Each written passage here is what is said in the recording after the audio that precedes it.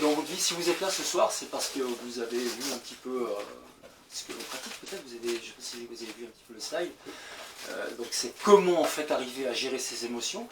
On le gère tout le long d'une vie, hein. C'est pas un clic comme ça où on se dit tiens je fais, je suis et je deviens, c'est super, je suis génial, je suis heureux, tout va bien.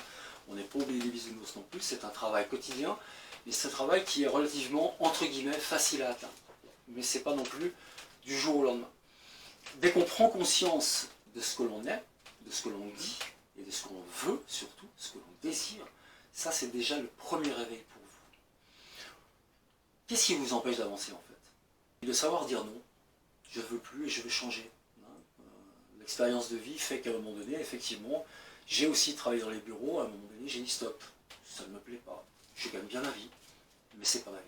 Moi venir 8h midi, 17h, partir et puis rentrer, boulot, dodo à la maison, ça va un moment quand on a des obligations, il faut y aller, mais à un moment donné c'est peut-être non j'arrête.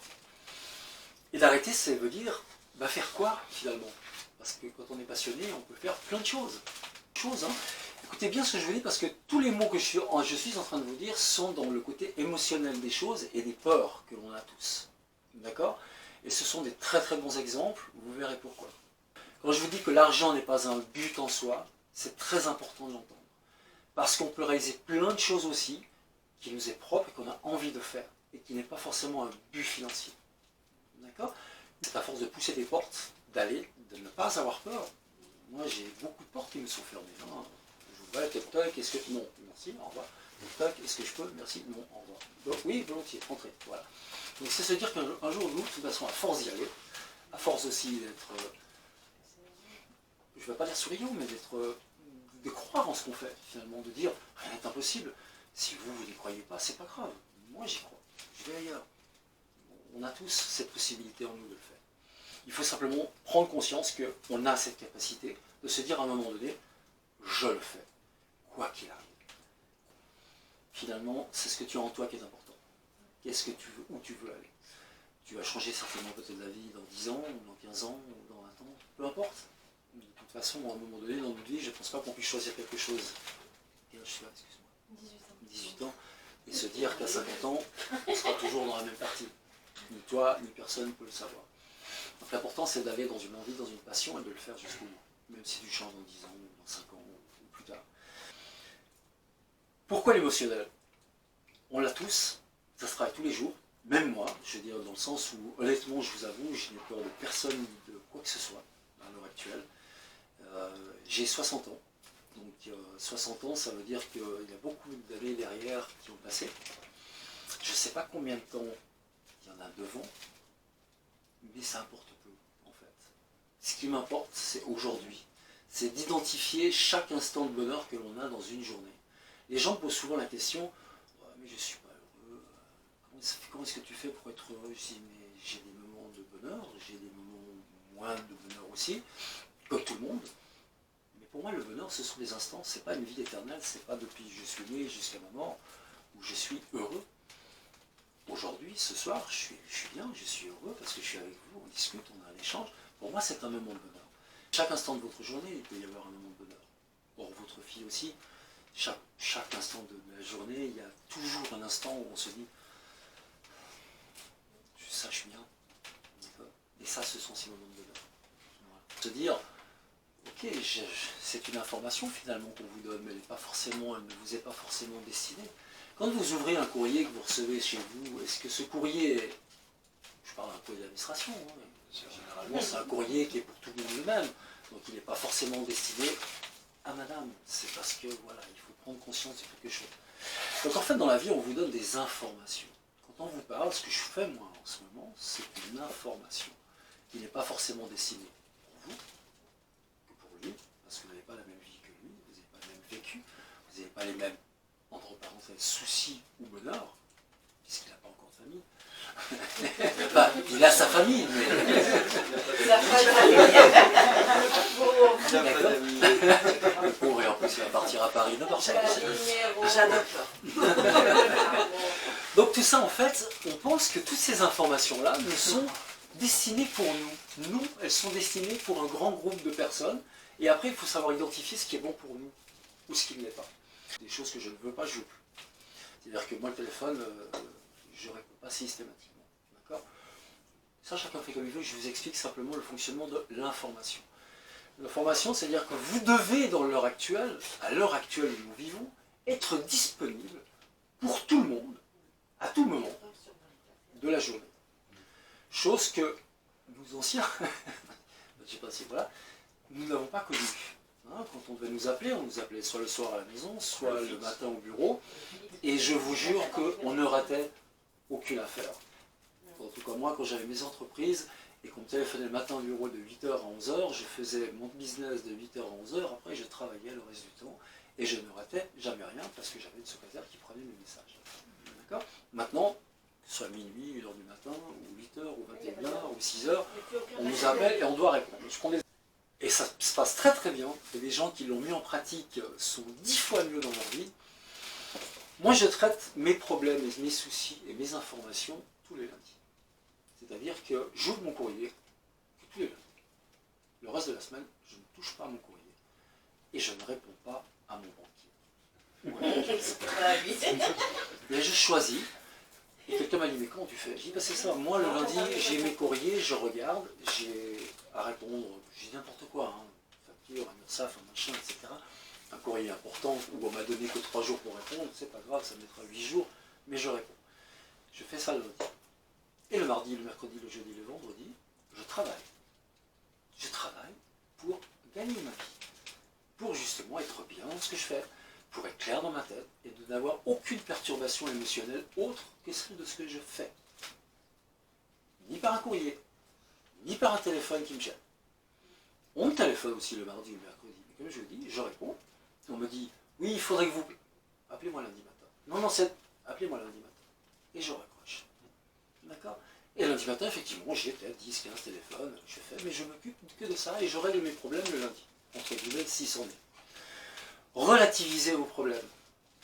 Déjà. Qu'est-ce qui est vraiment important?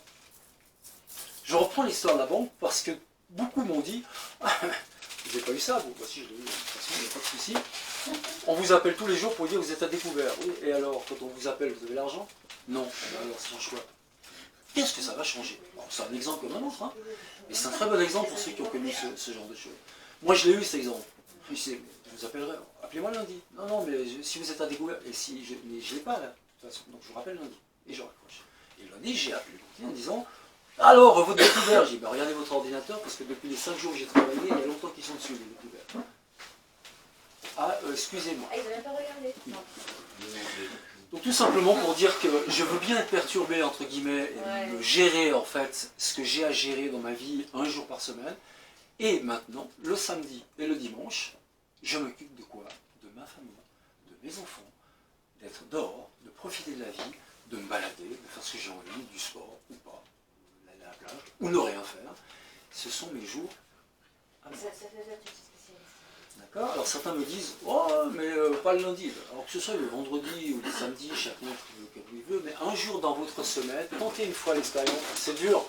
Vous verrez qu'au départ, moi j'ai eu beaucoup de peine parce qu'effectivement on se dit, il faut quand même que je le réponde, parce que sinon il va me faire, il va m'emmerder pendant 2 jours. Bah oui, non, il va plus. Si vous lui dites lundi, il ne rappellera plus après. Hein.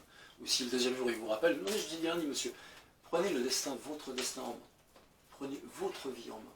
Ce n'est pas les gens qui doivent vous dire ce que vous devez faire. C'est vous qui imposez ce que vous avez envie de dire et de faire. Alors, le lâcher-prise, c'est un lâcher sur les événements. Hein, sur quelque chose qui se passe, ça ne veut pas dire se foutre de tout. Non, c'est pour moi précis, on passera demain, quoi. Là, je peux pas, on pas demain. C'est de dire, j'ai ça qui m'arrive, positif ou négatif, j'ai pas la possibilité de le traiter maintenant, je le ferai quand je pourrai, quand je voudrais, c'est d'autres mots, mais ça chacun l'exprime comme il veut, ou quand ça sera possible, et mon esprit passe à autre chose. L'esprit passe à autre chose. Finalement, j'ai retiré de ma vie tous les si, est-ce que, etc. Donc quand on fait quelque chose, on fait quelque chose. Et si ça marche? Oh non, mais je ne suis pas parti dans ça marche pas, ça marchera. Maintenant, qu'est-ce que ça veut dire pour moi marcher? Comme on veut dire, le marché pour moi, si c'est qu'une fois au cinéma, ça a marché. C'est énorme, oui. Voilà. Donc on a chacun, c'est ça qui est important, c'est de déterminer ce que je dis toujours, c'est ne visualisez votre projet à la finalité, mais pas ce qu'il va forcément rapporter. Maintenant, si vous êtes dans les énergies, quand vous lancez cette énergie-là, de toute façon, on vous apportera ce qu'il faut. Effectivement, quand on prend une décision dans la vie, quelle qu'elle soit, on a une conséquence. Positive ou négative, pour moi, je dirais, je vais enlever les négatifs. C'est pour moi simplement une conséquence. Et quand je parlais tout à l'heure de l'acceptation, c'est de dire, j'accepte ce qui va se passer après. Et une fois qu'on a accepté ce qui va se passer après, tout arrive correctement. Quand vous avez conscience que finalement, faites des projets, oui, parce que les projets sont importants pour l'humain, sont importants pour nous projeter dans l'avenir. Le passé, vous ne pouvez plus rien y changer. Demain, c'est pas encore là. Aujourd'hui, vivez l'instant présent. Vivre l'instant présent ne veut pas dire se foutre du futur. C'est totalement différent. C'est vivre vraiment l'instant présent, du moment où on est là, en faisant bien sûr des projets qui peuvent changer. Les gens ont des a priori sur les gens. Au lieu de s'asseoir, de discuter, de se connaître, et de savoir ce qu'il y a derrière. Voilà. On me dit souvent, tu fais pas tes conférences en costard. Ben non, moi j'ai pas envie d'être en costume. Faire une conférence. Voilà, dernièrement j'ai fait une conférence avec des entrepreneurs. Ils étaient tous en cravate. La première chose que j'ai dit, enlevez vos vestes, enlevez vos cravates, déboutonnez. Et là vous allez respirer. Voilà. On n'est pas là pour un a priori, on n'est pas là parce que monsieur a une cravate. C'est très bien. Il me dit, non mais moi je la garde, j'aime bien. Ah si tu aimes bien et que tu es bien, il n'y a pas de souci, tu la gardes. Chacun fait comme il veut. D'accord ? Mais tout de suite enlever l'a priori, et bien tout le monde, on est exactement tous pareils. Non, je répète jamais deux fois. Pas tous les jours. Non, quand on me dit, mais tu es comme ça tout le temps, alors oui, je suis comme ça tout le temps, parce que je veux être comme ça tout le temps, parce que je me sens comme ça. Mais j'ai autant de soucis que tout le monde, tous les jours. Simplement, à un moment donné, ils sont tellement petits que finalement, ils n'ont plus aucune importance. D'accord ? Relativisez votre vie. Quand je dis relativiser, c'est que je disais tout à l'heure, ce n'est pas s'en foutre, c'est relativiser les choses. Est-ce qu'elles sont vraiment importantes? Est-ce que c'est vraiment ça qui va vous faire du mal? Oui ou non? Gérez votre colère. Quand on est jeune, on a moins de facilité à gérer sa colère. Mais c'est normal, vivez-le. Moi je dis toujours, vivez les émotions. Parce que c'est ce qui vous fait vivre aussi. D'accord? À un moment donné, on apprend simplement à les gérer. Et comment les projeter.